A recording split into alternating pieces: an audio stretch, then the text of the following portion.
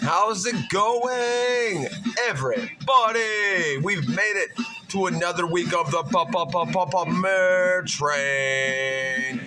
If you're not already, please make sure that you are liked and subbed up to all these fantastic channels. I start off my videos every single week the exact same way, and we are not going to change that today. So, really quick, you should have been over at Will's Treasure. You're at your current destination, SB30. Then we're going to head over to my boy Frostbyte Coins and Collectibles. And then we're going to go over to the one, the only Mad Stacker. Then Gold Sniping Farmer, PPP, which is Pistol Packing Pilot. My bro from another mother, Ringmaster Ray. And my squirrel sis, Miss Coin Crew. So we're going to let that play out for just a second. I thank you guys always for being here, and I'm sorry that I haven't been around. Work has been chomping my butt, but you know what? I'll never miss a Premier Train video if I can help it. So this week, you guys, as these great channels in the background go by, we're going to talk about something that I've showed on the channel before, but it was literally right when I started doing the Premier Train, and I had a request to go over some of my toned coins, some of my Morgan dollars. So I thought it would be a good opportunity to not only pull them out, kind of admire them since I haven't looked at them for a really long time. And we'll see if you guys can guess some grades, maybe guess some designations, and there'll be a few other coins sprinkled in. So just kind of a video where we just kind of show and tell, and you guys know how it is sometimes with the content.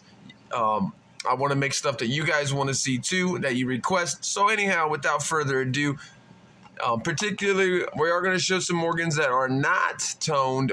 However, most of them will be toned, and most of you all know this. And let me say this before we even start: toning is obviously subjective. It's in the eye of the beauty of the beholder, and it is something that is not for everybody. But it is something that I fell in love with, and that will always be part of my collection. So I'm going to put these in the link since I am using the information directly, but I'm not going to read it all. But basically, I'm going to read just a little bit. Like I said, toning, when it comes under the umbrella, is eye appeal. Eye appeal is certainly one of the most subjective aspects of evaluating a coin's grade. To some collectors, a nice original toning is the sign of originality, and it serves as an enhancement. Others prefer their coins bright and white, and we'll look at those as well. And they don't care for toning at all. Furthermore, not everyone agrees on the type of toning that is attractive. Generally, a dark blackish or splotchy toning is unfavorable, while the rainbow or multicolored in a crescent or target pattern is usually seen as favorable. Beware, however, of toning that looks too good, hence artificial toning. That's something we don't want. Rather bizarre and incredible colorations, which to an experienced eye may be spectacular, but to a more trained eye, it screams fake. Now, we're going to scroll down a little bit here. Detecting man-made toning can be often tricky, but the PCGS guide, the toning floats on the surface. This is something I want everybody, if you're new into coins, this is something you want to look for. For toning that floats on the surface of the coin, rather than having depth and being bonded to the metal. The toning occurs over hairlines or other marks, and we'll take a look at that in a moment. The toning exhibits bright crayon colors, all right? The toning has a yellow-brown, smoky appearance, indicating it was caused by cigarette or cigar smoke. Now, we'll go over some more. I don't want to just bore you guys by just reading stuff that anybody can look up. So let's go ahead and let me grab my Post-it notes. And I'm just going to grab some random coins. In no way are these in order from favorite or most toned or anything like that. They're just coming out of the PCGS box, and we're going to take a look at them together, and we're going to see if you guys can guess the grade. All right, so there we go. And I will scope some of these because I know it's not the best quality here. But we've got here an 1888, all right. Not a ton of toning, but definitely a beautiful coin. Let's see if we can, there we go. Let's see if we can get a better look. There we go. So what do you guys think the grade of this coin is? And I had to take them out of the grading bags. All right, gonna give you guys a few more seconds. And I know it's not easy to grade a coin through the camera, let alone with bad lighting and all that good stuff. But if you said MS 64, this is an 1888S, my bad. Regardless, if you said MS 64, you were on the money. So not the most appealing coin that I'll show today. Let's try this one. So we're just gonna put that one back in this one's bag. Always protect your slabs because you guys, you never know who is gonna own a slab after you. All right, this is an 1882. Now that's something I want to talk about too, is coins, where they're struck, how they were struck.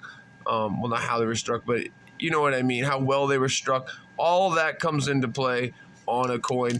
Your New Orleans coins typically did not grade near as well.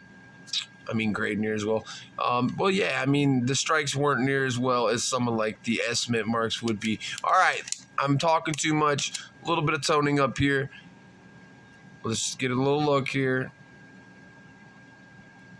What do you guys think that this coin, based on this crappy camera, what do you think that this coin will grade? If you said MS 62, you'd be a winner. And honestly, this is probably exactly where it needs to be. Got a lot of chattering on the cheek. All right, we better hurry up here because I've only got through 2 coins. All right, let me pick one that's a little bit more. Remember this one, guys? Oh, I just showed you the grade. That's okay. We're going to take a look at it. Beautiful coin here. One of my favorites in my collection. This is an 1885. Now, this is kind of not the toning that people want to desire so much. That's why I was probably able to get the coin at the price I did. A lot of people don't like this toning here, but you know what? I like I said before, like, there you go. Now you can see it. Any of these coins, I mean, all toning, to me, it brings it personality. And when you've got a obverse like that bad boy right there, it makes up for every bit of it. All right, so this obviously is a star designation. And the grade is a 63. You know, not a killer coin on the grade, an average mint-state grade, but nonetheless, if you like toning, a beautiful coin. Oh, let's see here. What else do we got? All right, here's one of those bangers as well. This is an 85-0, and we'll see how much the camera picks it up.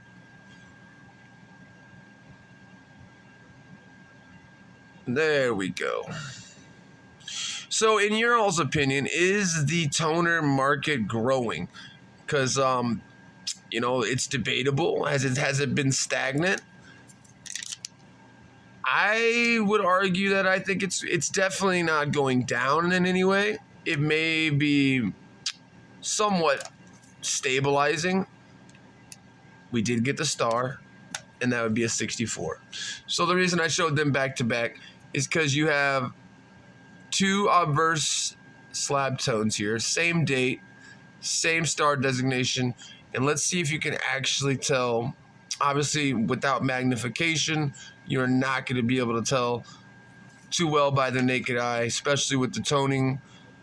But nonetheless, figured I'd put them side by side and show a 1 grade difference in the same date with a star designation.